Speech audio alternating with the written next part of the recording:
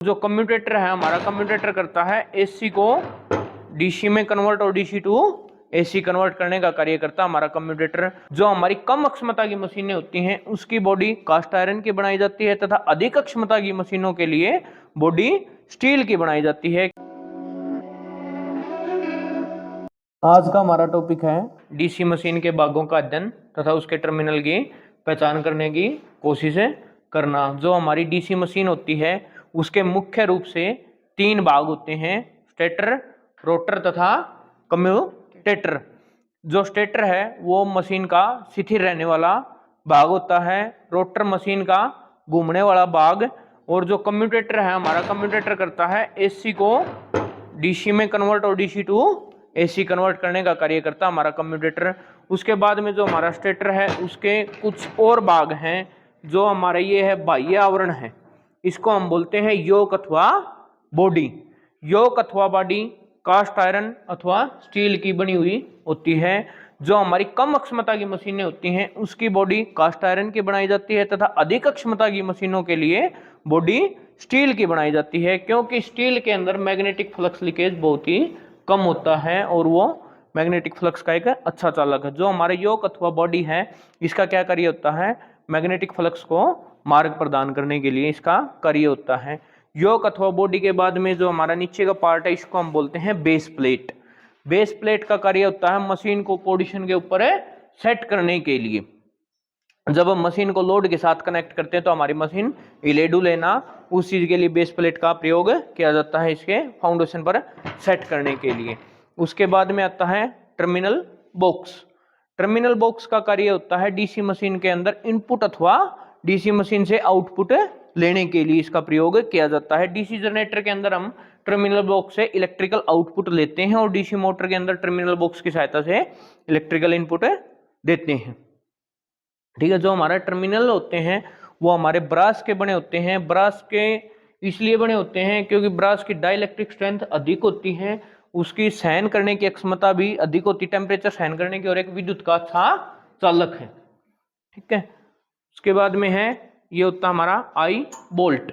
आई bolt का काम होता है मशीन को एक जगह से दूसरी जगह पर शिफ्ट करने के लिए आई बोल्ट की सहायता से मशीन को उठाया जाता है।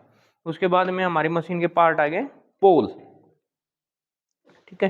पोल का कार्य होता है इसके अंदर फील्ड फ्लक्स उत्पन्न करने के लिए, चाहे हमारी मोटर है चाहे जनरेटर है, उसके अंदर क्या करते हैं, फील्ड फ्लक्स प्रदान करवाते हैं पोल। उसके बाद में पोल के भी कुछ पार्ट होते हैं जो बॉडी के साथ अटैच होता है, उसको बोलते हैं पोल योक, और जो ये आगे वाला हिस्सा है इसको बोलते हैं हम पोल शू। ठीक है। जो पोल योक होता है उसके ऊपर वाइंडिंग की जाती है इनेमल्ड कॉपर वायर से अथवा इनेमल्ड एल्यूमिनियम वायर से वाइंडिंग की जाती है, और जब इसको सप्लाई के साथ कनेक्ट करते हैं तो पोल के अंदर क्या होता है, मैग्नेटिक फ्लक्स उत्पन्न होता है। जो हमारा पोल शू है, पोल शू का क्या कार्य होता है, जो मैग्नेटिक फ्लक्स हमारा उत्पन्न हुआ है उसको एक निश्चित मार्ग प्रदान करने के लिए, लीकेज से बचाने के लिए पोल शू का प्रयोग किया जाता है। जो ये आगे वाला हिस्सा करव में बनाया गया है ये इसीलिए बनाया गया है एक एक्चुअल शेप देकर, ताकि फ्लक्स लीकेज बहुत ही कम हो।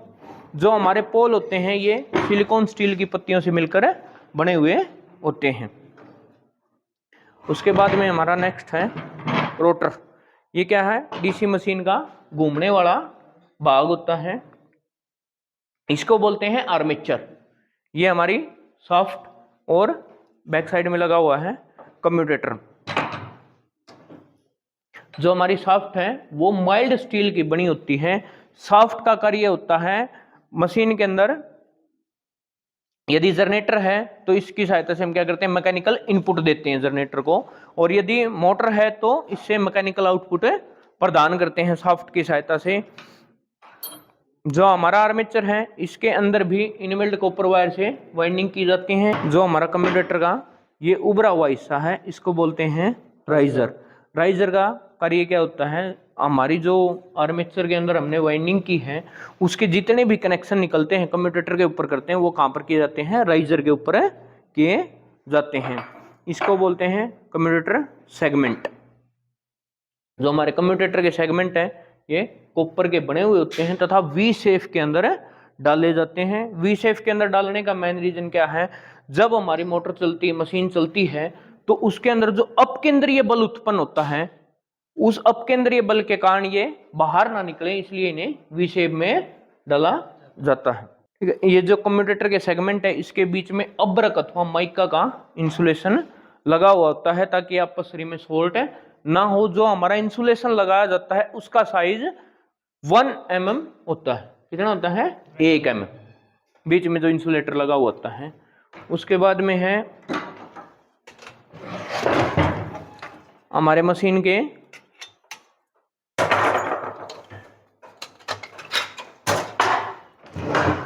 कवर। ठीक है, ये होते हैं एंड कवर, दोनों साइड जो लगे होते हैं। और ये होता है कूलिंग फैन। कूलिंग फैन का क्या कार्य होता है? कूलिंग फैन हमारी मोटर की वाइंडिंग को हीट होने से बचाती है, चाहे वो आर्मेचर वाइंडिंग है, चाहे वो फील्ड वाइंडिंग है। ठीक है, उसको गर्म होने से बचाती है, ठंडा करती है। जो हमारा एंड कवर होता है इसका, बैक साइड वाला डीसी मशीन का, उसके ऊपर एक प्लेट लगी हुई होती है, जो आपको दिखाई दे रही होगी, ये रेड कलर की है। इसको हम बोलते हैं रोकर प्लेट अथवा रोकर आर्म। इसका यह अब्रक माइका अथवा पोर्सलिन की बनी होती है। इसका कार्य मशीन के अंदर एमएनपी तथा जीएनपी को सेट करने के लिए इसका प्रयोग किया जाता है। जो हमारी रोकर प्लेट है, इसके ऊपर ही कार्बन बुर्श होल्डर और कार्बन बुर्श लगे हुए होते हैं, जो क्या करते हैं, कम्यूटेटर के साथ में अटैच होते हैं और आर्मेचर के अंदर इनपुट तथा आउटपुट का कार्य करते हैं कार्बन बुर्श की सहायता से। जो हमारे कार्बन बुर्श हैं, ये ग्रेफाइट, कॉपर अथवा कार्बन के बने हुए होते हैं। ये हमारे डीसी मशीन के पार्ट हैं। अब हम डीसी मशीन के टर्मिनल की पहचान करने का अभ्यास करेंगे। अब हमारे पास ये क्या है? डीसी कंपाउंड मशीन है। तो डीसी कंपाउंड मशीन के अंदर 3 प्रकार की वाइंडिंग की जाती है, एक सीरीज वाइंडिंग, शंट वाइंडिंग और आर्मेचर वाइंडिंग। जब हम मशीन के कनेक्शन करके उसको चलाते हैं, तो हमें ये पता होना चाहिए हमारी सीरीज वाइंडिंग कौन सी है, शंट वाइंडिंग कौन सी है और आर्मेचर वाइंडिंग कौन सी है। उसको टेस्ट करने के लिए हम क्या करेंगे? सीरीज बोर्ड की सहायता से चेक करेंगे। अब हम इसके डीसी मशीन के टर्मिनल टेस्ट करेंगे, कौन सी हमारी आर्मेचर वाइंडिंग है, कौन सी शंट वाइंडिंग और कौन सी सीरीज वाइंडिंग है। तो सबसे पहले हमें इनकी वाइंडिंग की विशेषता पता होनी चाहिए। जो हमारी सीरीज और शंट वाइंडिंग है, दोनों क्या है? फील्ड वाइंडिंग है। ठीक है, और आर्मेचर वाइंडिंग आर्मेचर के ऊपर की जाती है। जो सीरीज वाइंडिंग है, उसके अंदर कम टर्न तथा मोटी वायर का प्रयोग किया जाता है, इसलिए सीरीज वाइंडिंग का रेजिस्टेंस क्या होता है? कम होता है। तो जब हम सीरीज वाइंडिंग को टेस्ट करेंगे, तो उसके अंदर हमारा लैंप जो है वो क्या होगा? वो फुल जलेगा। ठीक है, उसके बाद में है शंट वाइंडिंग। शंट वाइंडिंग पतली तार तथा अधिक टर्न के साथ की जाती है, जिसके कारण उसका रेजिस्टेंस क्या होता है? अधिक होता है। तो वहां पर हमारे लैंप की कंडीशन क्या होगी? या तो हमारा लैंप डिम जलेगा या ओनली स्पार्किंग होगी। लैंप नहीं जलेगा, लेकिन जहां पर हम वायर को टच कर रहे हैं टर्मिनल के ऊपर, वहां पर क्या होगी? स्पार्किंग होगी। ऐसे ही आर्मेचर है।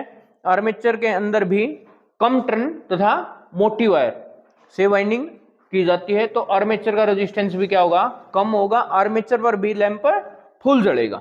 अब हमने जैसे ही देखा सीरीज वाइंडिंग और आर्मेचर वाइंडिंग, दोनों के अंदर लैंप फुल जलेगा। अब हमें इनमें से चूज करना है सीरीज वाइंडिंग कौन सी है और आर्मेचर वाइंडिंग कौन सी है।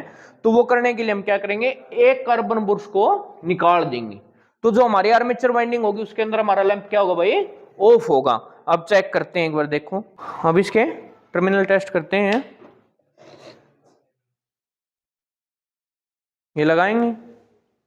ठीक है, लैंप नहीं जला। नेक्स्ट, उसके बाद में नेक्स्ट नेक्स्ट।